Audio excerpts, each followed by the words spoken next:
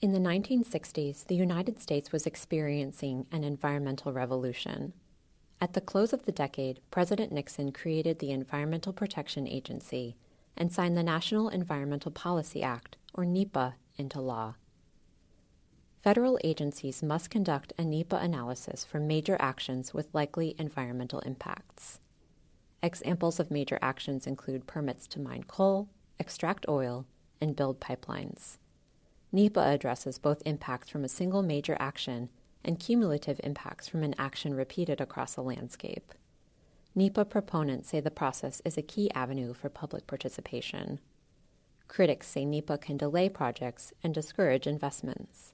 There are 3 levels of NEPA analysis: a categorical exclusion, or CADEX, an environmental assessment, or EA, and an environmental impact statement, or EIS.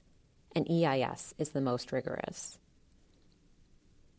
Agencies can use a categorical exclusion when a proposed action resembles a previous action.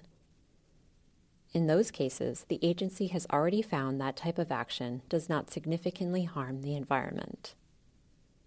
Agencies can conduct environmental assessments when the effects of an action are uncertain. Unless the agency discovers significant environmental concerns during the EA, it issues a finding of no significant impact, or FONSI. In about 1% of cases, an agency will prepare an environmental impact statement. Though projects requiring an EIS are unusual, they attract more attention because of their cost, complexity, and prominence. The agency first conducts a scoping process to determine appropriate stakeholder involvement. A draft EIS is then subject to public comment.